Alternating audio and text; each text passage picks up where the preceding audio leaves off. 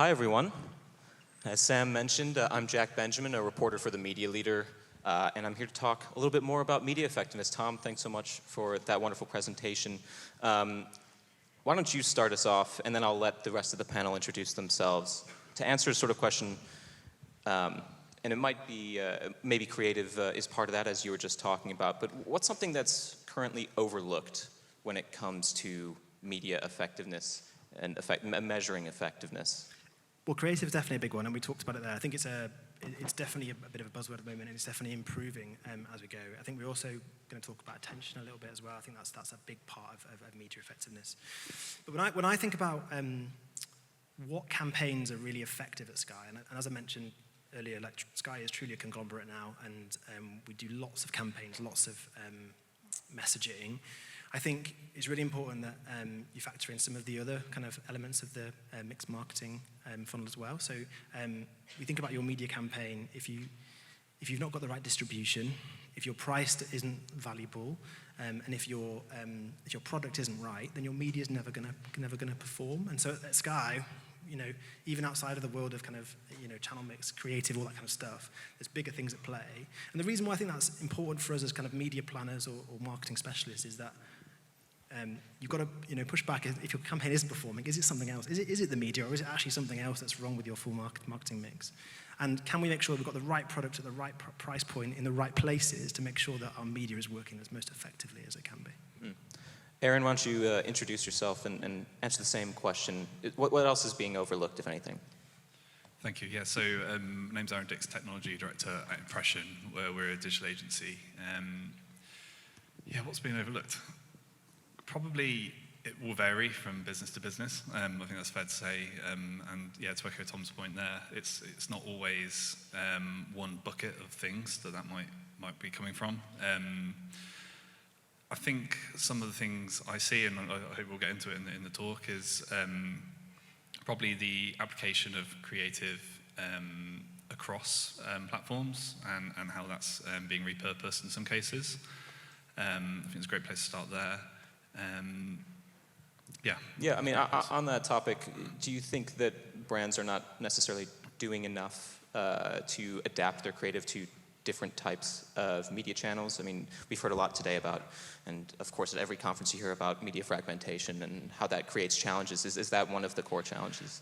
Yeah, I think so. It really just depends on the size of the business and the amount of time and resource are available that actually have available to put into each channel, and it may be that actually there is just too much fragmentation there.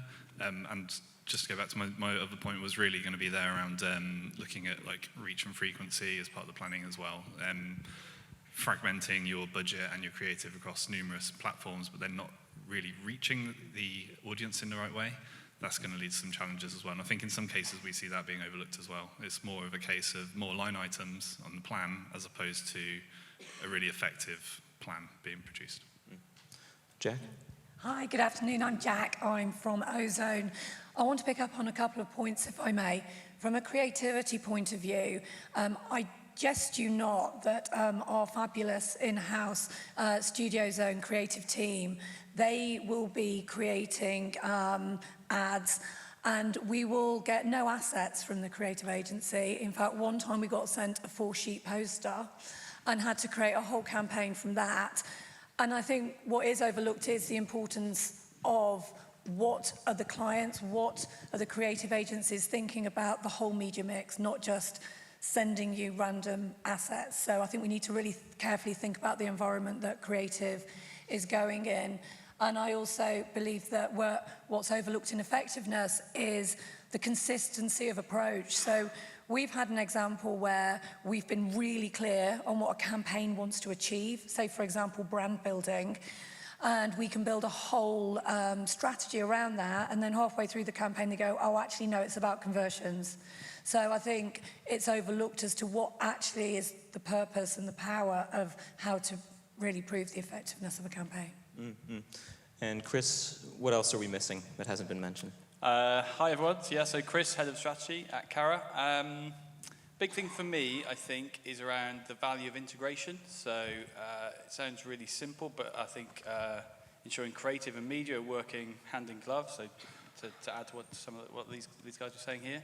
Really, really crucial, but also integration of channels to make sure they're all connected. I was on a call earlier with a client around a brand relaunch, and the whole output was about the greater, the sum of its parts was really kind of driving greater outcomes, and I think that's really, really crucial. If I had to pick one thing, I've also been on a few client calls this week where ad attribution has come up, and I've seen this a few times in my career over the years. Really, if that's not working, it will all go to shit very, very quickly thereafter. So that's kind of a key one that I always keep a close eye on. We'll come back to that in a moment. I did want to ask Tom, you brought up the issue of attention.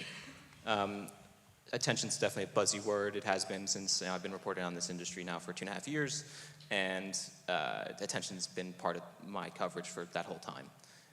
What's the progress like in terms of integrating attention or overlaying it into media effectiveness strategies? Slow, as are many things I think in this industry, but I can only talk from a Sky perspective. In that a few years ago we started understanding a little bit more about attention, that not all of your impressions are equal. You're going to get very, very different types of attention depending on the channels, the format, who you're targeting, that kind of stuff. I think from my perspective, from a measurement perspective, we're starting to look at what data is available on attention, things like attentive reach, and how do we overlay that and include that within our measurement techniques and tools that I talked through earlier. Aaron, is attention especially important for digital marketing? I have to imagine, some mediums have really high attention, right? Like cinema, and maybe the digital display is not necessarily one of those always. I mean, or tell me if I'm wrong. It's an interesting one. It's not something we've seen lots and lots in practice coming through into the models we work on with our clients just yet. But some of I guess discussion points in the industry, and actually, we're talking about quality of media in some of the talks earlier today around like viewability and the actual sort of quality of the media. So I think that has a big part to play. I'm sure that more research, more data in the area will sort of add to that discussion over time as well. So I tell you, this is all really strange for me because at Ozone we've always been obsessed with attention, and it has been a buzzword for a couple of years. I think it's open to a lot of subjectivity. So very early on, we made it an essential element that we put the science behind attention. So Ozone has a measure called the Attention Index, and it's a free measure, and what we do is we measure the attention around 6 different areas, which I won't go through, but just think about the importance of a quality, editorially governed environment and the attention that brings. So things like in view time, average dwell time, just proves that if you can drive those attentive seconds, as you've talked about, you can then drive that through for outcomes. So we use those measures, we use those understandings to talk to all of our clients about how we can make their campaigns and their outcomes even better, whether that's features, whether that's formats. And in fact, when you do take attention seriously, and it is a scientific measure, not subjective, and it has been brought about by talking to the industry about what they want for attention, so we didn't make it up ourselves.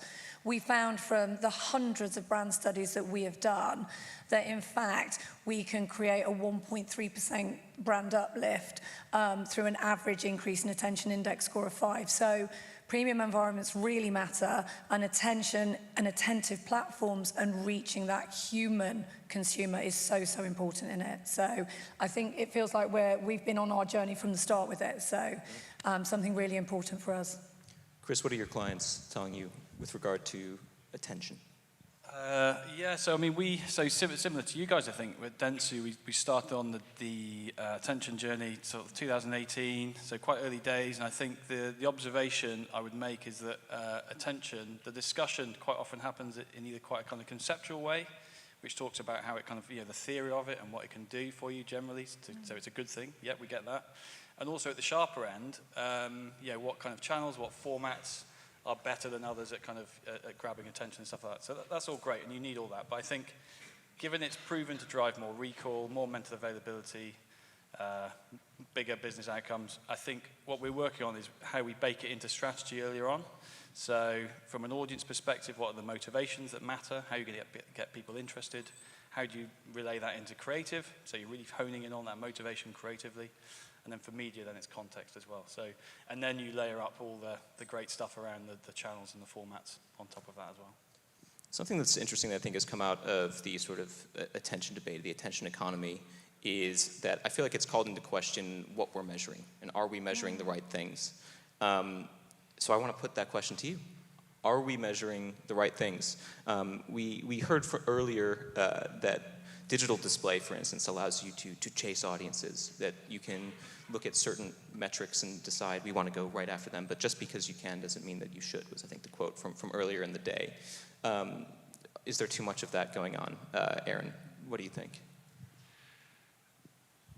I think the green room to the side of the stage is really good, and I wish I saw more of Tom's talk, because I know actually that some of this was discussed there. But yeah, are we measuring the right things? I think it really depends on the purpose and how long a view you're taking. We had a discussion previously for the panel around if we're going to lift the lid on this, then what's the outcome? Like, what's the tangible thing we're going to give everyone? Obviously, Tom's laid out what a really best-in-class sort of testing, external insight, econometric with attribution model could look like. And I think that's really the gold standard that like enterprise businesses should and no doubt are already working towards. For a variety of different advertisers, when you're on that journey, I think you absolutely have to have your digital attribution right. It's what people are used to talking about. Some of our PLC clients, I probably shouldn't say this publicly, report to their board and externally on some of those digital metrics as well. Obviously, we want to change that. But yeah, I mean, is that a good thing? I don't think so. I think in the long run, you need to be, we're all here talking about media effectiveness, and a key part of effectiveness is the measurement that comes during and thereafter. There are challenges with other types of measurement. Tom touched on the fact that econometrics obviously is the rear view mirror. But that said, not everyone's using dynamic marketing mix models that can give them insights day in, day out. So actually, we need that something to fill the gap, and through reinforcement, I think over time, experiments play a really big part there to help you measure the incrementality of an effort. That with attribution will allow people to ensure that we're making tactical decisions that make sense for the business. I think the one takeaway from the measurement piece for me really, to make it tangible and to answer that question on lifting the lid, I think every brand should be doing some amount of testing, so incrementality testing, and keep with what you have for now, but begin to introduce testing into your attribution or measurement stack and begin to understand whether certain inventory or certain channels, certain line in your plan is or is not actually shifting the needle. It will build from there. Jacque, I saw you nodding your head quite a bit. Yeah, are we measuring the right things? I think, again, it's very subjective. What we experience, and we hear this from agencies as well, we've brought 16 thought leaders from around the advertising agency industry together to form what's our Premium Web Advisory Council. And only last week, there was a discussion around measurement, and one of the topics that was brought up was the KPI creep. And it's all about those hygiene, this obsession with the hygiene metrics. So everybody's chasing that CTR, everybody's chasing the viewability. And also, we're finding particularly in this year, everybody's obsessed about that final attribution of, okay, but who was the last click? Who was the action? And there's so much more to it than that, as we've spoken about with attention, if you do it in the right way. So I think that in terms of measurement, we have to be really, really cognizant that we're not obsessing about stacking those impressions high to deliver that final end attribution model through made-for-advertising sites and sites that don't even have a human connection. So for us, it's all about quality, and we need to be focused more on quality because that drives outcomes. Chris, I'm curious what you think about cross-media measurement. I mean, we have had a lot of big news this week. If you haven't read The Media Leader, go check it out. Origin had its beta launch. I'm curious, is that going to change how you consider media effectiveness across different media channels? Yeah, I mean, almost certainly. Yeah, can I pass that on? I'll come back to that if that's okay. Sorry. Sure. Tom, do you have a view on cross-media measurement? I mean, surely from Sky, from representing the broadcaster view, they've taken a certain view on cross-media measurement solutions. Yeah, we've been really excited for Origin for a while. I think it's going to be quite a big game changer for our measurement strategy. It feels like it's been coming for a long time. Exciting that we've got the beta product available now, and we'll see. Yeah, I suppose we'll see is probably an easy thing to say. Well, it'll fully launch at the beginning of next year. Chris, I'll throw it back to you just in case your mind has come back to any thoughts. So thank you. Yes. So I think the point around multi-channel and being able to have a sense of how that will pan out moving forward is key for us. I think we've got tools internally that help us do that. The part of what we do is we ingest some of those attention metrics that Jacque was talking about that help us give a sense of, to kind of plan ahead, to get a sense of which of those channels will deliver the most kind of attention for us. I think undoubtedly some of these new tools coming into play will also support that as well. So yeah, we welcome that. It's a great thing. I've just got one thing to add based on some recent conversations I've been having around the agency world in regards to Origin. And I've got 4 or 5 people's direct feedback on this, and it's they can't wait for Origin. They have to create some form of cross-media measurement itself, which some agencies are further on the journey, agency groups are further on the journey than others. But again, it doesn't have standardization. So different interpretations could also cause confusion. But I do believe that, the agency groups are actually trying to do this themselves and proving that to their clients that they can identify incrementality and cross-media measurement. Aaron, you mentioned media mix modeling, and it's obviously, so I think it's been considered a sort of gold standard, right? Is it true that there are developments, let's say in AI, that could make that maybe a little bit more democratized and less expensive for clients going forward? I mean, is it that MMMs can be unlocked for more people in the future? I think we need to be careful when we talk about AI in measurement, and undoubtedly some AI or machine learning processes are, well, machine learning at least is like part of an econometric model, certainly computing at scale. So actually, I think advancements in machine learning have meant that econometric models have become, and just generally cloud computing in general, has made econometric models, MMM, more accessible to more people. There's a parallel conversation around AI in multi-touch attribution, which is a bit of Pandora's box, I think, from my point of view. So I'll point to just impression. crack the lid over it. Don't open it all the way. I think that there's a few different approaches that I've seen taken. Some are like path stitching of, essentially disconnected website sessions that are using different models. There's other various solutions which also ingest your performance spend and your multi-touch sort of, well, your performance data essentially, so clicks, impressions, views, that sort of thing. And again, use that to generate models as well. I think they're all interesting, but I think, as you said, the true MMM is the gold standard.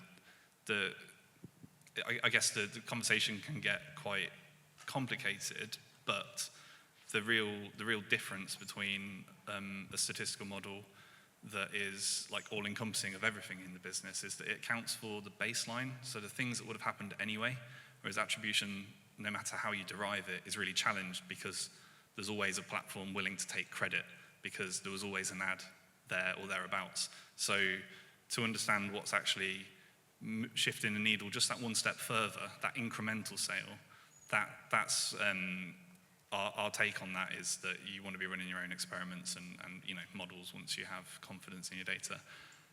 That's not to say that for every advertiser it's not going to lead to a poor decision. I don't know if anyone else has any thoughts on that, but some of them certainly like nudge you in the right direction. So I'm not going to completely sort of disagree with some of the outputs. But yeah, like you said, I think gold standard, you want to be looking at exactly what Tom had on screen about 15 minutes ago, I think. Thank you. We have a few minutes left. I wanted to make sure I asked about recent research on media effectiveness from around the industry. You had Profitability 2 come out that was led by ThinkBox, but it was really from different WPP agencies.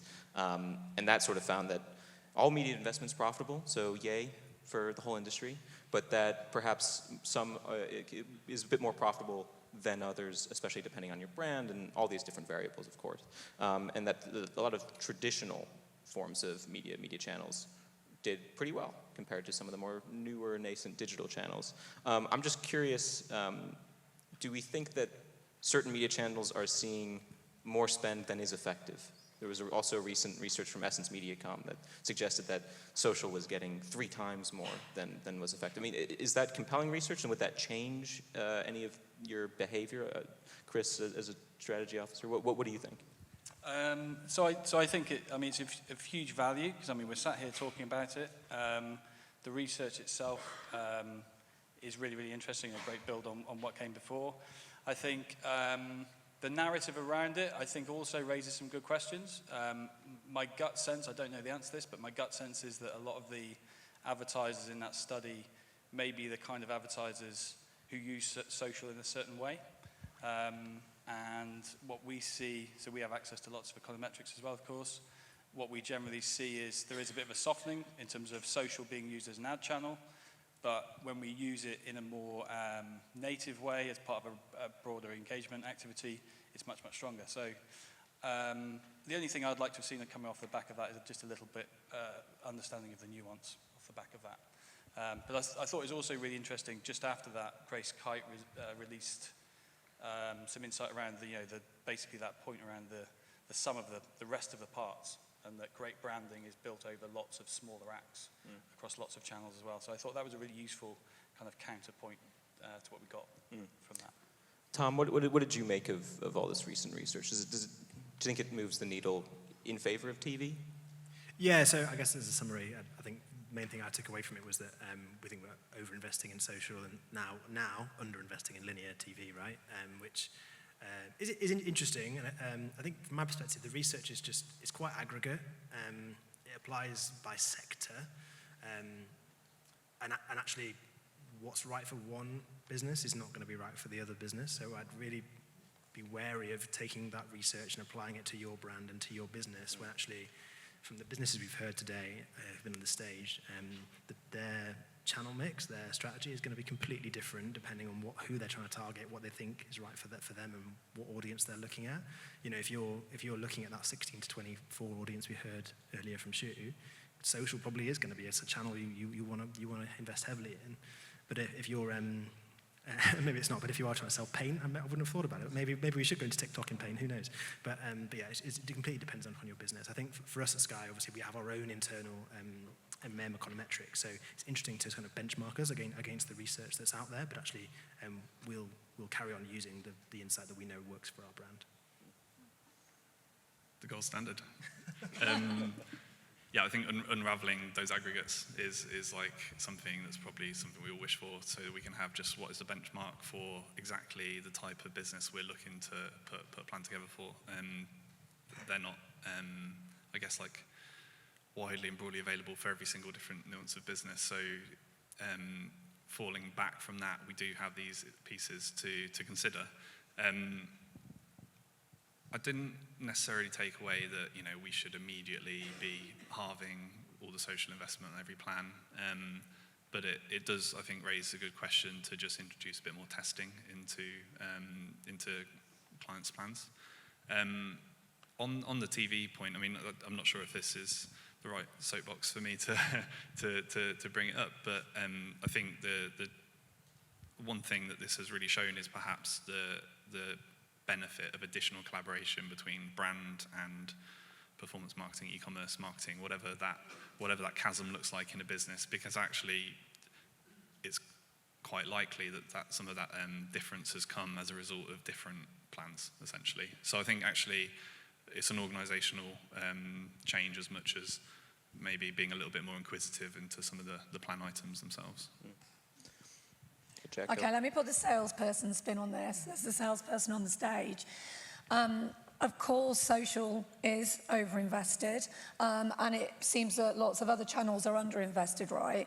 But I think it's also about your choice of environment. So it's also about, do you understand and are you bothered about the quality of the environment you're in or the impact of the environment you're in? So there was a Newswork study recently which said that 74% of people that take their news from social media will then verify it in the premium web. So from taking it away from effectiveness, are you doing the right thing?